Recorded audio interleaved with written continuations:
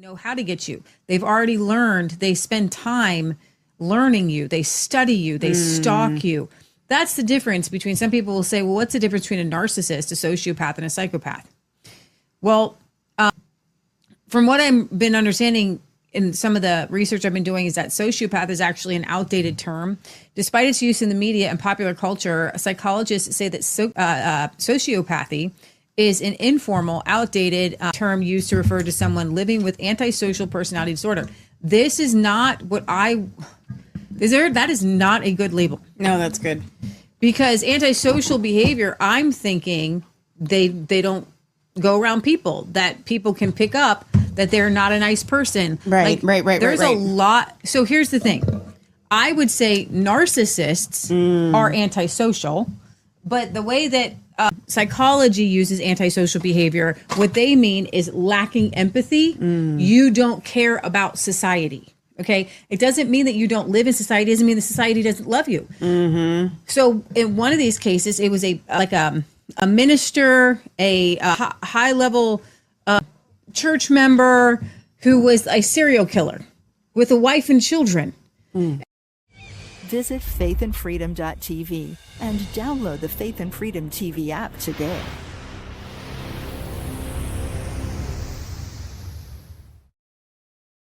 Deception floods our airwaves, but Faith and Freedom TV fights back with truth.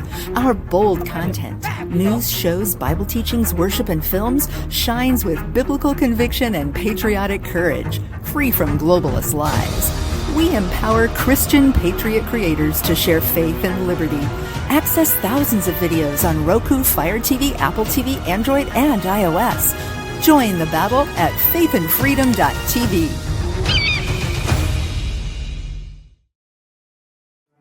Some people think that our heart is our most vital organ. Actually, it's not. Our brain is. Our mind is a maze, a labyrinth of experiences from birth that creates the reality we live. God designed us to thrive on earth with joy through human interaction and relationships that shape and mold us. But what happens when those interactions break us and shatter the hope and the innocence we once held? How do we find our way home? How do we pick up the pieces? Can we ever be made new? There is hope for the brokenhearted because our Savior and Creator designed us to repair. We just need to be shown the way. Join us on a journey as we learn how to take Jesus to our past, restore what was lost, and bring healing to the fractured soul.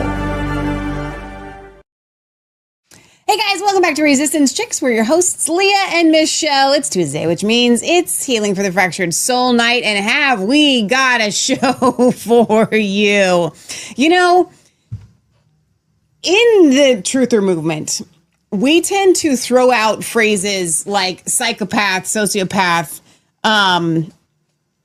There's another one besides narcissist. I feel like there's one more that's like super, crazy. Besides Machiavellian, that's a little bit different. We tend to throw these phrases out because you see people like a Klaus Schwab or a Hillary Clinton or whatever, and you're like, well, clearly I don't exactly know what a psychopath is. I don't know what a sociopath is, but I know that they probably are it, right?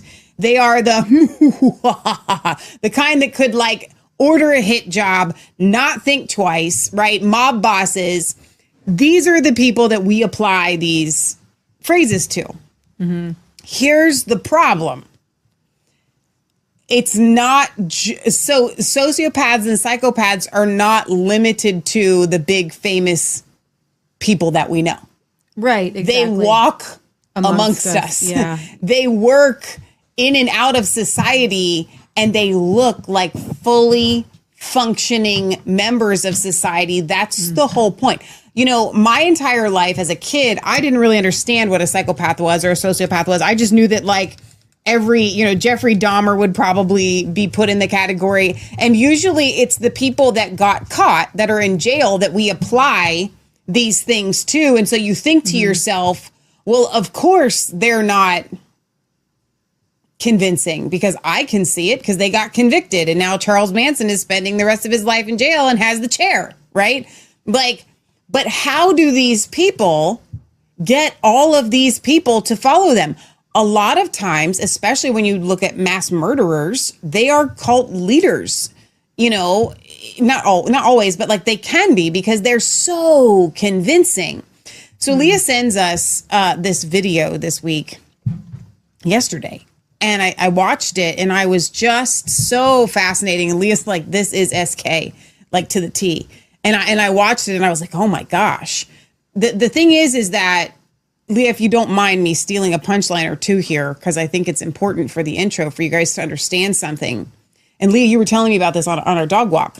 They even convince their parole officers. They actually thrive. Like the harder the challenge, the more self-aware that you think that you are at your surrounding, at not being taken, at being able to see, the better of a person that you are, the more good, like good old fashioned, you're just that kind of person, they get their biggest kick, thrive, high off of fooling you into making you think that they are something other than what they are. So they will convince the parole officer that they're reformed. They'll convince the pastor that they found Jesus, right?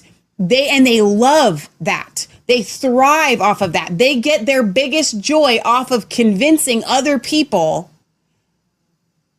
that they are something better or different than, and they aren't anything really. All these people, they find themselves in positions where they're like, oh, like Leah's got a story from one of these ladies, like this guy convinced this woman that he was a doctor, right? Completely convinced her.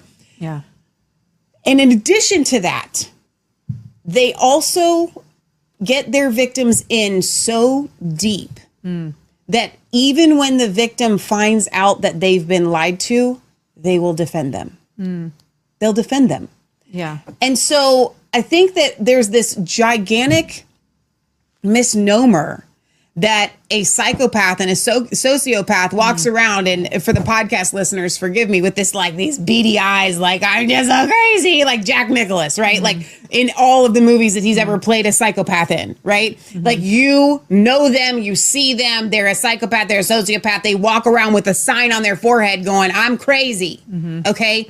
There is a difference between crazy people that manifest as crazy in society and sociopaths and psychopaths. As a matter of fact, most sociopaths and psychopaths go through life without people really identifying that that's who they are because they're that good.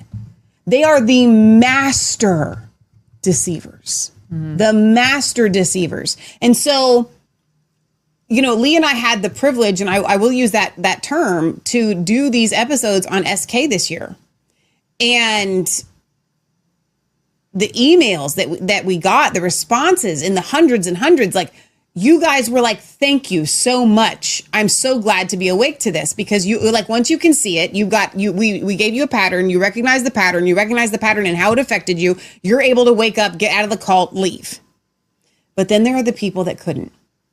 They're still there. They're still trapped. I got a message from somebody the other day, still trapped.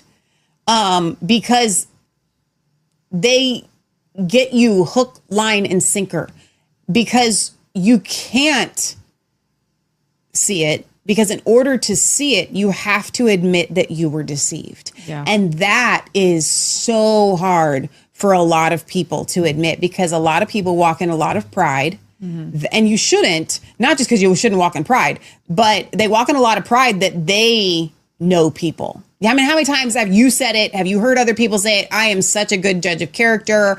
I can see right through people. And people, like, they really walk in that level of pride. I don't mind telling you, I've probably felt that way a lot of times. Unfortunately, no one, and I added this to Leah's description at the end, nobody is immune. Nobody is safe. And I put this, I said, no matter who you are, everyone is at risk. Pastors, parole officers, teachers, even therapists, even these people that actually know Machiavellianism, they know sociopathy, they know psychopathy, they know it all, they get it. or psychopathy, however you want to say it, they understand it and they're still at risk. Okay, because these people are that good, and they would actually thrive on convincing a therapist or a psychologist or a psychiatrist that these people are not the classic. They're that cunning. And so we have to throw out this idea that we're going to be able to spot one. Now, tonight, we're going to give you tools to help you, but you have to come to the table like the rest of us have, going, you know what? I don't know everything. I don't know all of this. I need to know it. I need to be able to be aware. I need to be able to spot these things in people. Okay. Because here's the thing, and I'm going to toss this to Leah because she does have a phenomenal show for us tonight. We want to try to end a little bit earlier than normal, so it won't be a 3-hour show like it has been. But when you hear these stories, and I think Leah's got some that she's going to play tonight, the person finds themselves in a too good to be true situation where they knew my soul. They knew, like, they shared the same likes, the same desires, the same dreams, the same past, the same passions. Like, I was meant to be with this person because we just connected on every level, right? Here's the problem. You know, that actually does exist. You can find somebody that you connect with on every level who shares a lot of the same dreams and a lot of the same pasts. And so there's that can be a real thing. Most of the time it's not, but it can be a real thing. But a lot of times it can be your big giant red flag to, I'm being played by a psychopath. Like, and so I don't want you guys to go into life jaded. Now, I'm not talking about like a first date. This can be your friends. These could be your boss. This could be anybody. This could be your pastor. This could be the podcast that you listen to, like Bards FM. It's not Resistance Chicks, because Lee and I have enough presence of mind to regularly question whether we're insane. And we actually come to you guys and say, you know what? We know we're crazy. I tell that to people all the time. You know, we cray. At least I admit it. I'm crazy. Okay. You're crazy too. That's why you're here. But my point is, you can be taken. You can be taken by these people. We all can be. And I would say every single person listening to the sound of my voice has been taken or convinced by a psychopath or a sociopath at some point in their life, because they walk amongst us in droves, way more than you think. Okay. And they thrive on what they do and convincing you that they're other than what they are, that they're larger than life. And so tonight we're going to dig into a lot of this stuff. And I love Leah's title here, When a Psychopath Comes Calling, because they target you. And especially if you're a really good person, if you're a kind person, if you're a caring person, if you're an empathetic person, and then also if you've got trauma in your past, because then they know that they can really identify you and they can play you because you have a hole in your heart. So please, please, please grab your pen, grab your paper, take notes. And speaking of pen and paper, we are going to be doing our first of the month giveaway for the 1st of December for our either Armor of God collection or Oil of Joy collection tonight. So if you have not won one of our collections, by all means, please send me an email at massfaith33@gmail.com. That's one S, MASFAITH 33@gmail.com. I'll announce this a couple more times throughout the show. We're going to be doing a giveaway for the book, the Prayers That Shake Heaven. Is that what it's called? And so we're doing 2 giveaways tonight. So please send me an email. And if you have won one of our collections, I think that would be fine for you to enter just for the book. Just put in there, just book, at the email. And at the end of tonight's show, we'll do a little mail call and we will do that drawing for tonight. So Leah, take it away, Sam. So yeah, this show was inspired by a podcast I watched, just mesmerized. And I was like, well, I don't know. We're going to check the YouTube strikes because they're going to play kind of a lot of it. About psychopaths. And I really toyed with the idea of Scott Casterson, the psychopath. Okay? But then actually, because I do believe he is one, that I don't want to put his name in the title, because the end of every psychopath is that they murder their victims. Okay, not every one of them, but they don't let them go. They seek revenge. They seek revenge, yeah.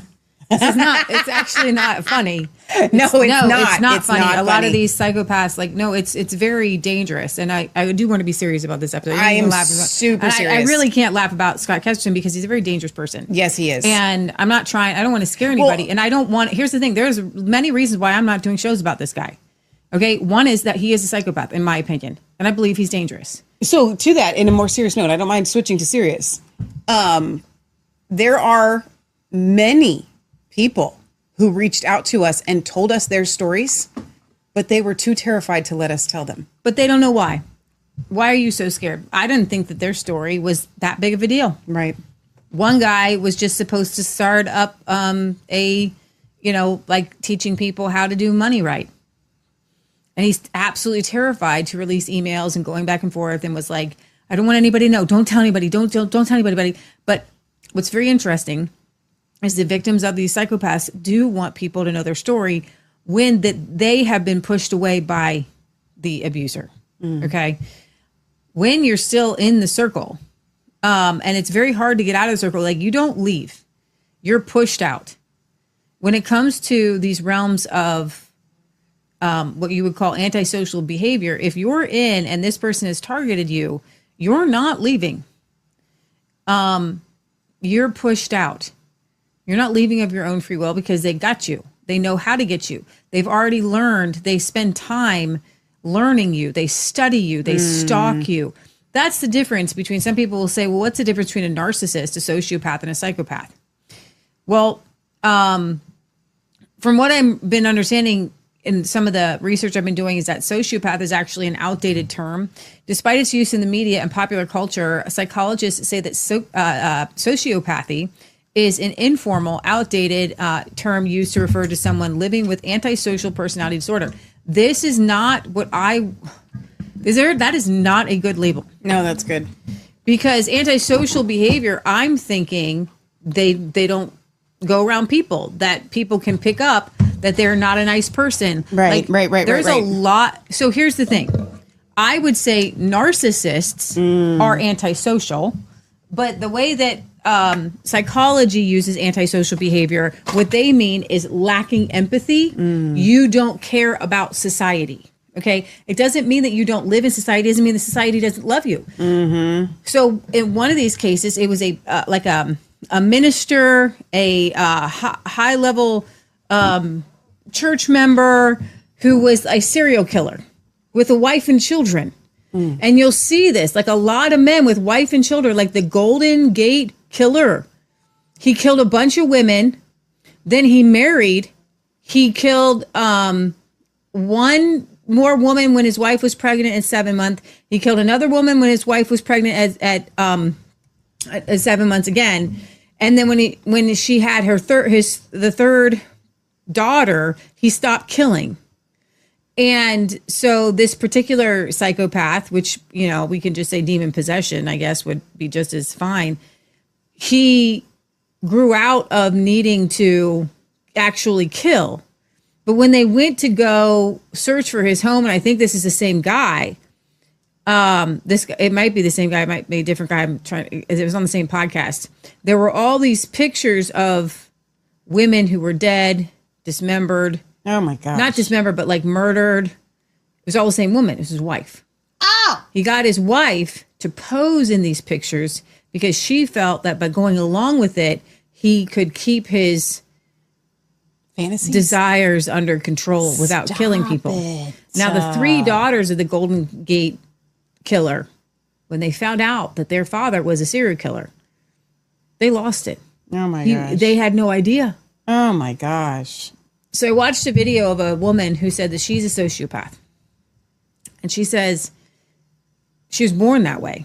So I think that in some of these terms, they are the humans that use them.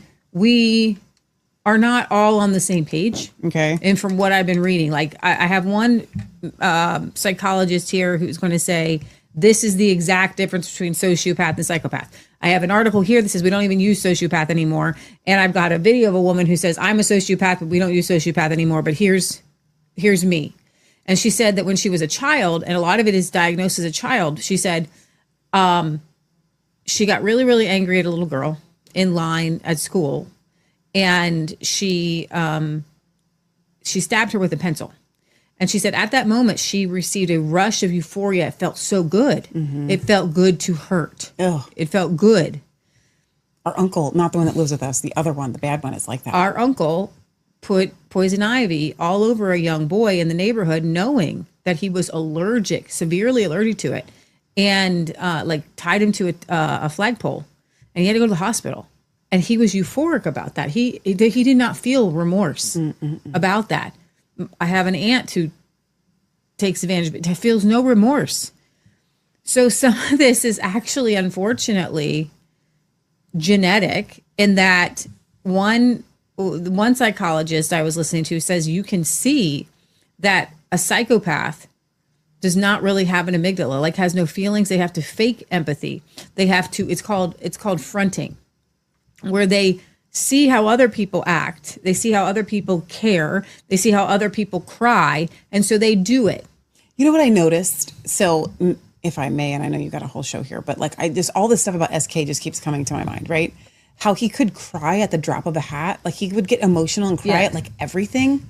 It's like, no, it's too much. Tone it down. So what you'll see, like, tone it down. You're crying too much. in some of these videos I watched, Like some of these serial normally. killers, like there was this one killer who killed his wife and children, and he's in and I'll probably play this, in the interrogation room, and the woman is saying, "You have not seen your daughters for 2 days. I have not seen you cry.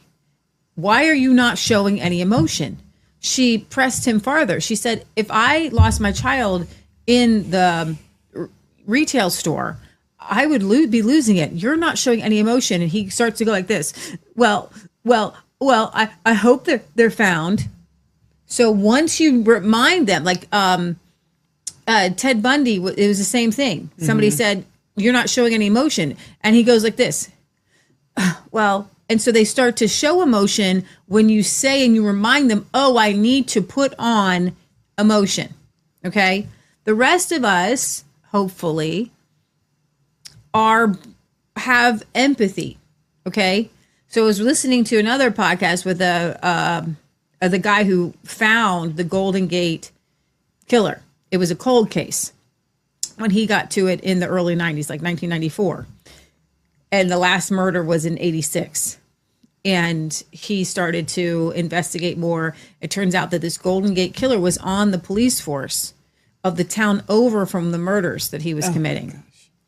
And so it was, and he would do things very interestingly, like with his victims. You would think that when you're giving the police a police report, you're going to tell the police what the kidnapper, the murderer around you has said. And some of the victims would give these accounts. The thing of it is he would do things to throw everybody off. So he asked one woman, where's your husband? She said, in Dearborn. And he said, I think it was Dearborn, whatever. Something like that. And he goes, oh, well, where's that? That was the town where he was a police officer. Oh, okay. So he was using that as to throw off. And he sent that he was from around there. Right.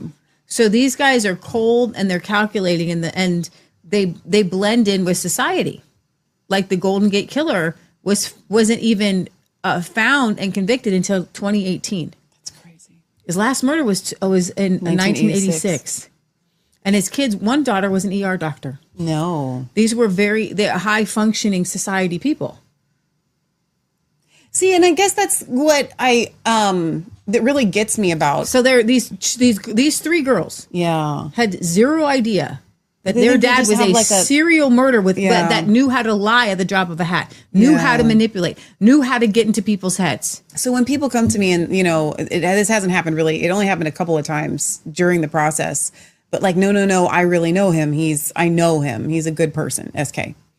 And I'm laughing, but not laughing. My heart's actually breaking because I'm like, no, you don't. And so if these three girls who grow up thinking that they have this dad that they love, and then they find out their dad, that 3 decades ago he was a serial murderer. And like if anybody should know someone, you would think it would be your 3 daughters. Mm-hmm. So I guess I'm not trying to again make you guys jaded and just say you can't ever trust yourself or trust the people in your life.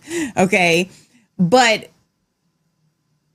that's where the Holy Spirit comes in. Okay? Well, there are a lot of really good ways to kind of spot it. That's good. And one of them is very simple. They exalt themselves and present themselves as being better or having more skills than they actually possess. And so I would tell you, watch out for anyone that gives you their resume. Watch out for the people that tell you the amazing stories of their life. Like a verbal resume. Watch out for those people. I don't trust the people who go around saying, I'm awesome. I did this.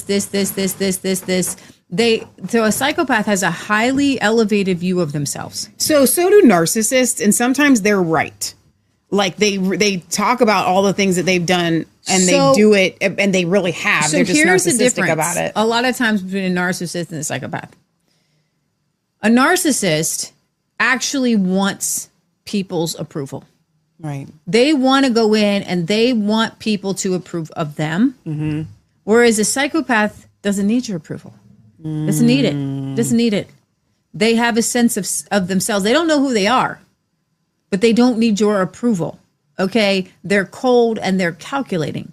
Whereas a lot of people are just not going to like a narcissist. So because you enter into a room and all they can do, they can't help themselves, is talk about themselves. I'm going to put almost every single Reawaken America Tour speaker in that category. They're not sociopaths. They're not psychopaths. They're narcissistic. And every time we interview them and they come on our show, and God bless their souls too, and many of them I love very much. We all have some narcissistic tendencies. And that was the lady said that, but some of them have it way bigger than others. So what I mean is, these doctors and these people, they come up and they're like, I did this and I did this and I did this and I did this and I did this and I did this. And they say it, and they did. They did all those things. They really did. So there's a difference between that and then the psychopath who says they did all those things and they didn't. Right. Yeah. There is that difference for sure. I have big glaring names going in my head right now, which I will not say on the show. Leah knows what I'm Every compelling true crime story grapples with the fundamental question, why? When we encounter the chilling actions of a serial killer or calculated con artist, our minds quickly search for explanations, desperate to make sense of the incomprehensible. In media and popular culture, we also hear the terms psychopath and sociopath used in connection with serial criminals. Yet they're widely misunderstood, often used interchangeably to describe anyone lacking empathy or remorse. But the reality is far more complex. Understanding the different characteristics and patterns associated with psychopathy and sociopathy can provide valuable insight into the complexities of mental health, criminal psychology, and the key factors that shape human behavior. So what's the truth about psychopaths versus sociopaths? Are they born or are they made? And what makes identifying them so difficult? Despite its sociopath, what is a sociopath? Despite its use in the media and popular culture, psychologists say that sociopathy is an informal, outdated term used to refer to someone living with antisocial personality disorder. ASPD is an official diagnosis listed in the Diagnostic Statistical Manual of Mental Health Disorders. Now, listen, I'm going to tell you that I put these diagnoses, I hold them with an open hand because a lot of people cross over these things like borderline personality disorder, dissociative identity disorder. There's a lot of crossover, and so it muddies the water and makes things confusing. However, when you break something apart and you can say these characteristics may not describe all of you, but they describe part of you. Yeah. They don't describe all of a person, but they describe part of a person. So it's very interesting. The pattern of behavior is the same in a set. If a set of patterns come together and they get a name, that's it. It's a set of patterns. And so we're going to put together a set of patterns because these patterns, when they come together like a puzzle, they all go together. So when you can see that A and B go together and then C and B go together, then A and C go together. And that helps us to kind of get good diagnoses, good understanding, so that maybe even we can help ourselves, we can help our family members. And because the treatment for some of these things is different. For a psychopath, the treatment is jail.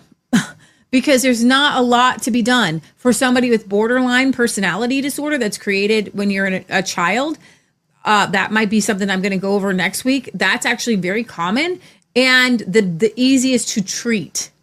When you have a high emotional outburst, and you have maybe some abandonment syndrome, fear of abandonment, you get really angry and then you feel really bad. So that borderline personality is way different because there's you're living as a normal life and then you're triggered and your emotions are very high. Then there are people with post-traumatic stress disorder, which is like one particular instance, like maybe you were in a fire or, you were in a mall where there was a shooting and you have post-traumatic stress disorder. Complex post-traumatic stress disorder is when you're living with the Taliban for years, or you're being molested over a long period of time, or you're living with an alcoholic. Complex post-traumatic stress disorder is when your amygdala, it never gets to come down. So you're in a mall, there's a shooting. It's a very traumatic thing, but you're out of that situation and you can begin to heal. Complex post-traumatic stress disorder is when those things are happening to you all the time or often. And you're never able to leave that situation. So it's complex, meaning your body doesn't know how now to react to situations. There are people who are born highly sensitive. And so if you were born highly sensitive and you were not taught how to use these emotions, and you need to understand, if you've ever been told that you're just too sensitive, if you've ever been told that you have too many emotions or your emotions are too high, you need to lean into that and you need to say, I'm not broken, but I can heal.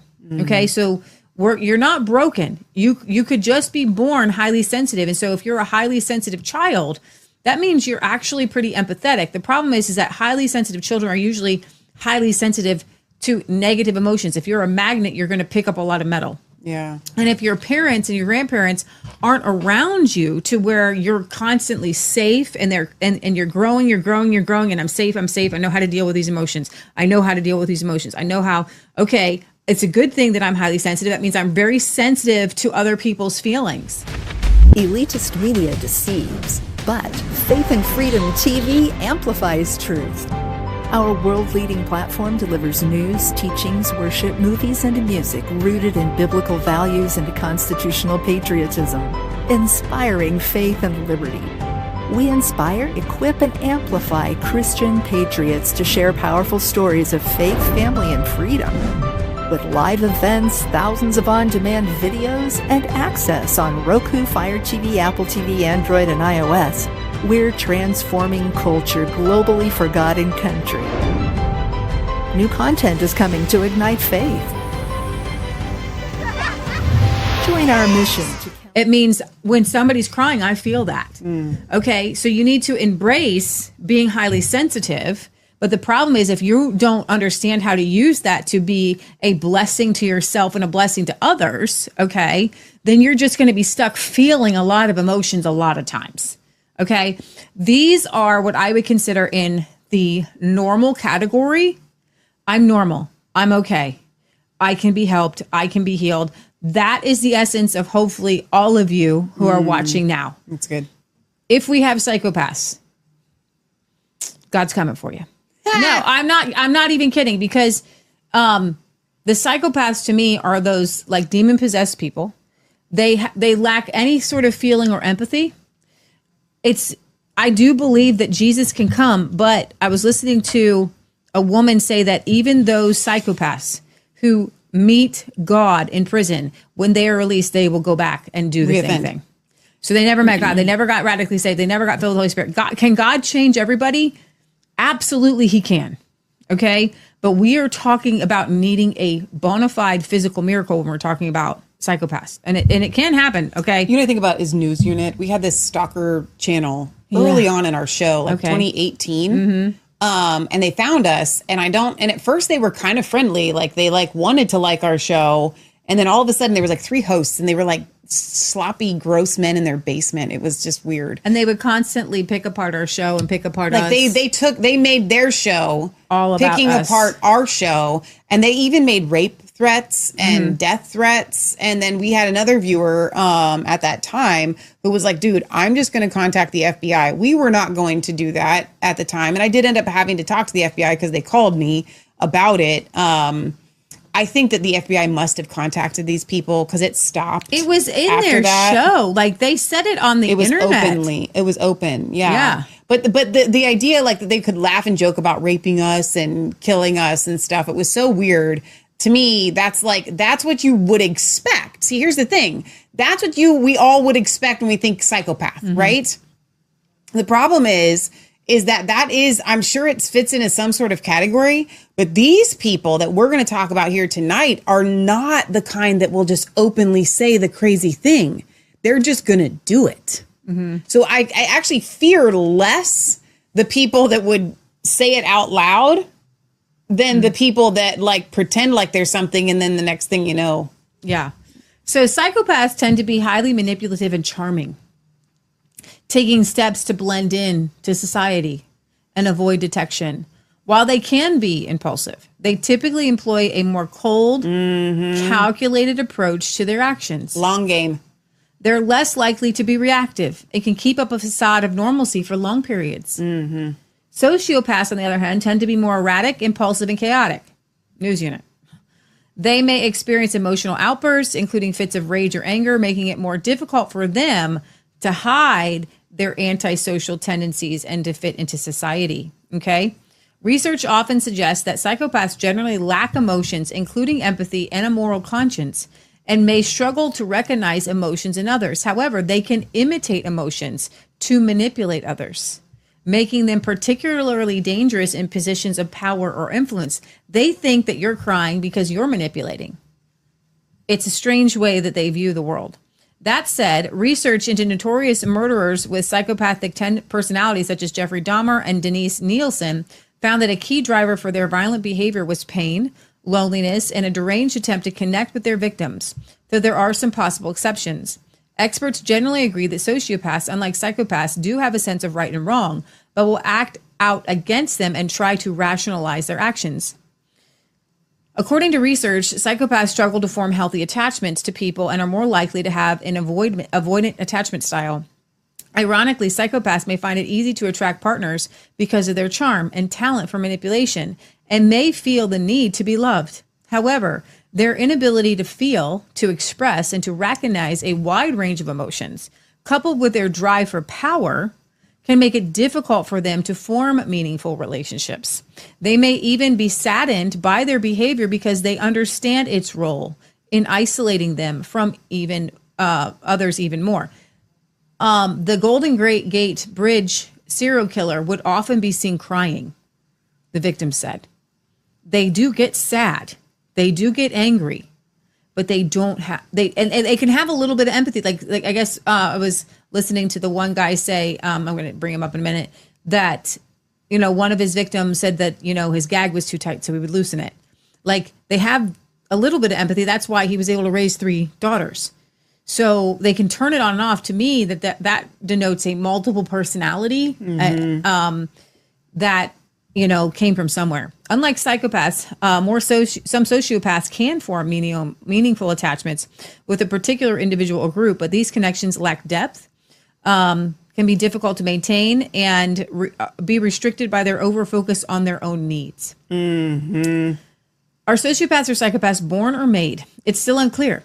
They don't know whether people are genetically predisposed to become sociopaths and psychopaths. Because sociopaths tend to have a conscience, their behavior is often strongly linked to environmental factors such as traumatic early experiences or head injuries. Research suggests that psychopathy, on the other hand, may in part actually be caused by genetics. For example, the parts of the brain responsible for regulating emotion and impulsiveness have been shown to be underdeveloped in some people with psychopathy. That said, evidence suggests that environmental factors actually may play a role. For example, being raised in a poor neighborhood. And I told Michelle, I heard a story of a Black woman who got on a bus, and she didn't have money to get on the bus, but she had 5 boxes of Popeye's chicken. And she asked the bus driver if she could get on the bus. She said, I don't have money for a ticket. And this guy on the bus is telling the story. And he says, The guy or the bus driver? There's a guy on the bus. Okay. And she says, this big old black lady, and she's got 5 boxes of Popeye's chicken, and she eats the whole thing, but she doesn't have money for a bus ticket. When it's time for her to get off the bus, she goes crazy and throws these empty boxes of chicken all over. Like chicken bones. All over the bus. That's nasty. Like she's either a sociopath, she's a psychopath. She has no emotions. And when you look at the black community, these are made, not born. The black community had less divorce than the white community. When you start to remove the father, you're underdeveloping emotional development. You're not teaching children how to have empathy. They have the survival of the fittest. And I see a lot of these inner city kids turn into gang members, turn into, they lack empathy. They lack the ability to think, to feel, and they become thieves. It's a So you know where else you see it? And we've known several people who, because they have such big hearts, they were foster parents. Yes. And they end up with these children that, in my humble opinion, are psychopaths, and they cycle back into the program because the people can't handle it anymore. Like they think that you can just love a child to health. If the child has not developed these types of traits, then you actually their brain. So borderline personality disorder, Leah tells me, is one of the easiest things to heal. So I believe that that's one of those ones you could probably love a child through borderline personality disorder. But if this child has now entered into sociopathy or psychopathy, depending on how you want to say it, that's when only, and I don't want to sound like nihilistic here, the power of God and a miracle is going to heal this child. And so what does society do with the fact that we are creating? To answer the question, in my opinion, I do believe there is a genetic component, but I think that the bigger issue are the ones that are created. Because as a society, we could avoid this. Our society just, unfortunately, because we have these broken homes, and if you don't have 2 parents, and we're talking about way different personalities. A psychopath has charm, blends into society. The big black girl with the chicken ain't blending into society. Right. She has a different mental disorder. No, but and I'm trying to be very careful here because I don't want to bring up the one story that I'm thinking of. Leah knows because I love this family and they watch our show. But sometimes your children do have charm. Yeah. These children. Yeah. Well, children can, but I'm saying by and large, when you go downtown and you're walking past, they're going to bump into you. You don't want to see these people. You don't like them. Right. Then they don't like you. And you said that is oftentimes kind of a difference between, even though we're not using sociopaths anymore, they say a sociopath. The sociopath is the kind that they got the issue, but they don't blend in. And then you've got the one that blends in. And so my point is that, we're talking about adults, but unfortunately, what do you do with the kids in foster care? Who literally have already been turned into a psychopath. I guess. Or a sociopath. Those are good questions. But I'm looking at a lot of these behaviors, and at least as they grow older, they're able to be charming, even as they get older. But in their younger years, they will set things on fire. They will hurt animals, things like that. Right. All right. But I do believe that you can heal. I mean, our friend Jimmy. Our friend Jimmy used to do and crazy he's completely things. set free. He used to put cats in the mailbox, and blow them up. And he's filled with the power of God. It's important to note that television portrayals of psychopaths and sociopaths as inherently violent distort the clinical reality, and not all people that are sociopaths and psychopaths are actually violent criminals. One study even found that some people with ASPD and good impulse control have gone on to be more successful than their peers. Your CEOs, your billionaires, your millionaires are most likely psychopaths, because the only way they can get there is by lacking empathy and feeling. You got to be able to walk all over a little guy. You do things to look good. You do things to charm people. The crazy thing about these psychopaths is they will get people to defend them. They are able to truly get people to love them, to fall in love with them. They can get the parole officers on their side. They can get people. I mean, O.J. Simpson. No, it's so true. O.J. Simpson has gotten people to defend him. If it don't fit, you must acquit. They got people to defend it. There are people who still believe that he's innocent. He's a psychopath. He killed his wife. Okay, he raped women. Did he? Purportedly. I didn't know about that. Charles Manson, Ted Bundy, Bernie Madoff, the banker. There's the I don't know those other names. I don't know these other people. Psychopathy and sociopathy are difficult to diagnose because they're not official clinical diagnosis. Instead, are a part of a spectrum of antisocial personality disorder. Traits associated with these conditions, such as superficial charm, manipulation, lack of empathy, impulsivity, can be easily masked, making accurate assessment challenging. So repeatedly being deceitful, repeatedly breaking the law, being impulsive or incapable of planning ahead, being irritable, aggressive, reckless disregard for their safety or safety of others, being consistently irresponsible, lack of remorse. So there are some treatments, cognitive behavioral therapy, and even medicine, but it's an interesting road. Let's put it that way. All right. Where is it? We're going to go over here. I think chilling. This is from Science Focus BBC. Chillingly cool, collected, cunning, and clever. Is this the perfect description of a psychopath? For most people, Hollywood movies and popular culture generate such images of psychopathy. Be it Anthony Hopkins or Hannibal Lecter in The Silence of the Lambs or The Psychos, Norman Bates. Such characters dominate the public's perception of the psychopath. But how close is this popular image to reality? The term psychopath originated in the 1800s from the Greek word psyche and pathos, which means sick mind or suffering soul. Psychopaths might be better conceptualized as people who are dissociated, says criminologist Robert Blakely. In other words, people who are detached from their own emotions and the emotions of other people. Consequently, they just don't feel much. If they see a person in distress, psychopaths don't feel the distress themselves, so they have less emotional incentive not to harm people. Blakely believes that this dissociation can arise from inheriting an oversensitive perceptual system. If you're very sensitive to visible signs of distress and anger in other people, then seeing those signs could become overwhelming, sometimes for sensitive children. Well, scripturally, we could look at the Good Samaritan, that story specifically. So you see that, several people passed by the man in the ditch, but it wasn't until the Good Samaritan saw him that he decided to help. So, we do have actually scriptural basis for heartlessness. That's good. Yeah. One way to identify a psychopath is to study patterns in their relationships. Psychopaths generally cannot sustain long-term relationships. What they will do, they have short periods of intensity followed by detachment, and they tend to define their close interactions. While in a relationship, their behavior is likely to be highly manipulative and selfish, and their needs always come first.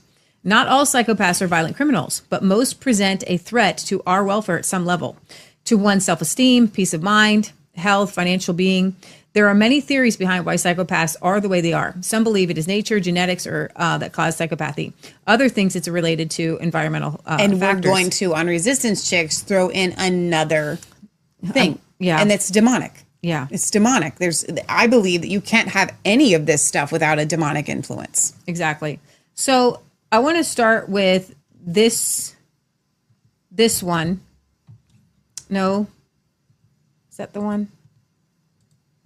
I think it is. Yeah. I think this is the one. Let me make sure it's the right title. It's the same. Go ahead, play it. Well, hang on. I don't have it up yet. I wasn't even thinking about getting your tabs up ahead of time. Okay. I'm sorry. No, that's fine.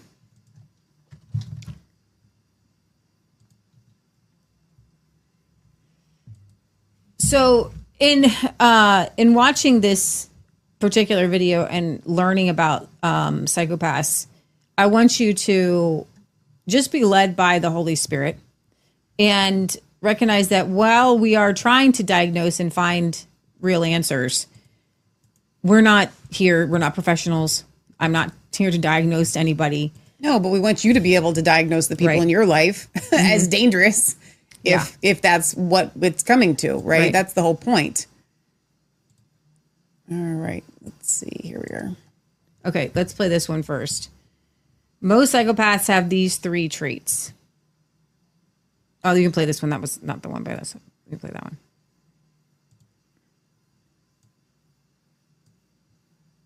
Do I need to refresh it? Maybe. To spot a psychopath, and I am pretty attuned to this now, and I guarantee that you know at least one if you know 100 people. In fact, you probably know around 3. And certain jobs do kind of entice them in anywhere where there's a hierarchy of power. So policing, academia, the medicine field, you know, think of surgeons, pilots, anywhere where you can get a lot of power over other people. They're often very charming, very charismatic, but ultimately self-entitled, and they have zero empathy for other people. And if you know one, my advice is to spot a psychopath. And so again, just while this thought is coming to my mind, and this is not a show about SK, but unfortunately he's the, in my humble opinion, I don't even care about being sued for libel at this point. When I look at the heartlessness of like the emails that I got that just left me reduced into tears because of people saying this is what he did to me, like it hurt, and he did not care at all. He fronted that he cared for all these other people, but the vast majority, he just did not care. Like you couldn't do the things that he's done if you actually had a heart and cared. So that's what goes to show, like the rest of us don't have to pretend to care, right? Sometimes we get too overwhelmed and we miss being able to focus. But if we actually could focus on what was in front of us, we would care, right? But like this person hears the story and doesn't care, you know. We're having some issues tonight. Let me refresh. Oh, of course we are. When I've assessed children, adolescents, and adults for psychopathy, there are certain things I look for that suggest to me the person is genuinely psychopathic that I think could be useful for people to know. The first one is that they tend to be antisocial across a whole range of domains. And by antisocial doesn't mean that like they just don't get along with people. What she's gonna say, right? They've cheated on romantic partners. It means when she says antisocial behavior across cheated in a bunch professional of places, settings, or maybe in school or in a sports setting. Right? It's not relationships. just one thing or one domain. It's you see unethical and antisocial behavior across domains. They tend to show signs they think they're better than other people. They tend to believe that problems in the world are This is a really good one. I wish it wouldn't be breaking up. We probably always have other too many people's tabs faults. open, but Other people are dumb. Other people are ignorant. and I need you to have Other YouTube people up are so that easily we can be duped. monitoring. And finally, believing that everybody else is just like them underneath. So if somebody Either one. It's really frustrating. Do we need to drop a stream? I don't think seems that to would help. believe that Actually, everybody is actually fundamentally selfish, if they think that's true of people in general, what they're really telling you is what they're like. When I've assessed children, adolescents, and adults for psychopathy, there are certain things I look for that suggest to me the person is genuinely psychopathic that I think could be useful for people to know. The first one is that they tend to be antisocial across a whole range of domains, right? They've cheated on romantic partners.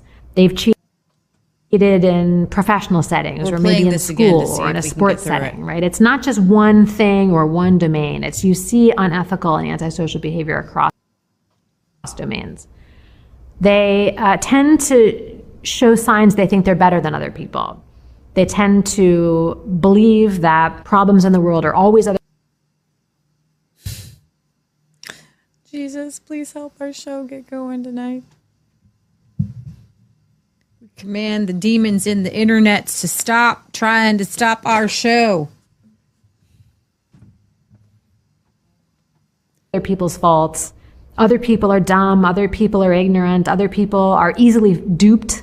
And finally, believing that everybody else is just like them underneath. So if somebody seems to believe that everybody is actually fundamentally selfish, if they think that's true of people in general, what they're really telling you is what they're like.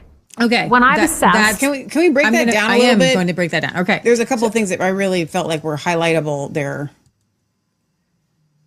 I guess because I just keep thinking about SK, like how he would always say, like behind your backs, you guys listening to the show, he would talk about how dumb you are, how stupid you are, how gullible you are. Let's go over those 3 things she said. Okay. She said that they think that they are better than everybody else. They think that their problems are everybody else's problems. And they think that everybody else is like them and selfish like them. So in there, they really truly think that they are better than everybody else. Right. That they're smarter than everybody else. Right. And SK, in all of my conversations with him, he is smarter and better than everybody else. And you just think and you nod your head, and because he had a lot of charm. Now, I would talk to like Condi or other people.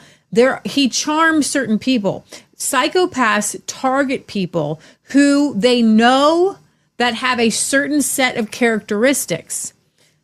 So in one case, we're going to hear about a psychopath targeted a woman who was a nurse because she has empathy and compassion. Psychopaths need people who are empathetic, who are compassionate, so that they can use that against them.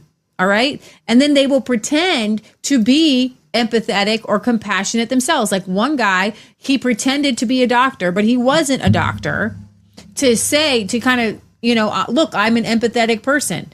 I'm a good person. He ended up being a psychopath. So in these, when you're dealing with people who are constantly elevating themselves in talk and speech and just kind of railing against everybody else, this person just needs to do this, and I have all the answers for this, and this person just needs to do this, and this person just needs to do this, and they're constantly looking at everybody around them and what they just need to do. Every conversation with us and SK was him talking about somebody and what they needed to do. Pastor Anthony's just this, having affairs. He's a horrible person, blah, blah, blah, blah, blah. Brad, just so you know, he talks horribly about you behind your back. You're just this. You're just this. He's angry at you. He's yelling at you. He's yelling about you. But at the same time, then he would also praise them too, which then is he so would weird. praise them. Yes. Like they're the greatest. They're this, they're this, they're this. But then they're this, right? But I'm better than them. They have to put them up on a pedestal in order to be good enough to be friends with. Right. So as somebody was asking, Katie was asking, who is SK? We're talking about Scott Kesterson of Bards FM. If you have not watched our series that we did earlier this year on that, I highly recommend it for anybody that even knows who he is. And even if you don't, it still gives you an eye-opening glimpse into how these people infiltrate con artistry, especially the mega movement too. There's a lot that have infiltrated the mega movement. Nick Fuentes is one. He's a complete psychopath. And how do these people, Andrew Tate. Now, sometimes you're able to spot them. Like you would think, see, here's the thing. We all think that we're going to be able to spot them like we can spot an Andrew Tate or we can spot a Nick Fuentes. And that's just not true. It's absolutely not true at all. I would say this, though. I feel that in the realm of life, depending on how big of a psychopath they are, somebody's going to pick up on it. Because like with Andrew Tate, not a lot of people are picking up on it, but more and more people are picking up on it. Like with Nick Fuentes, a handful of people are saying that he is crazy. This kid's weird. Right. Okay. He talks about like, being 30 and wanting a 14-year-old wife. Like he's sick. He's sick in the head. He's violent. He's sick in the head. But Tucker Carlson just had him on his show. Right. So not being able to call somebody else as a psychopath, like there are people that I don't want to be around because I feel like they're dangerous. Other people just love them. Okay. I think Candace Owens is a little bit cuckoo. I'm not going to put her in either category, but like she will ruin you if you cross her. Yeah. There are different ways, like in social media, there are ways to kill people. Right. And I believe that social media drives psychopaths to the forefront. And when you see a pylon and a cancellation of somebody, I believe it is driven by a need to like murder a personality, something like that. Okay, so let's bring up the video. Not this one, the other one with this lady. This one. All right. I think it's this one. And see how fast we can get her because this is a long one. And you don't even realise you're doing it. When someone's being gaslit by an expert manipulator, they don't know which way is up. They will love bomb you. They will have a strategic campaign to win your heart. They seek to utterly dominate. If you see it, run. Oh my gosh, we're just getting started. You have no idea what's ahead. You definitely want to watch the rest of this episode, and you can do so over at resistancechicks.com. Thank you so much for tuning into Resistance Chicks right here on Faith and Freedom TV. We are running our Christmas sale at shop.resistancechicks.com. Please use promo code Christmas2025 to save 10% and be checking out our weekly sales that we're going to have now through Christmas. We love you. God loves you. God bless. Remember, it's not just The markets are in turmoil. Global trade disputes, government debt, and economic shifts are creating unprecedented uncertainty. Yet, gold and silver remain the ultimate safe haven assets, thriving when chaos reigns. Kirk Elliott Precious Metals empowers you to safeguard your future. Call 720-605-3900 or visit kepm.com/B2T to discover how to reposition your portfolio into low-cost, fully liquid gold and silver bullion. Unlike firms pushing overpriced rare coins, KEPM educates you, avoids high commissions, and charges nothing when you liquidate. With governments and banks scrambling, now is your chance to invest in assets that have stood the test of time. Join thousands who trust KEPM to protect their retirement with integrity. Call 720-605-3900 or go to kepm.com/B2T today to seize this historic bull market opportunity. I'm Jordan, and this is my brother. And I'm Nace, and we're the Grid Down Chowdown.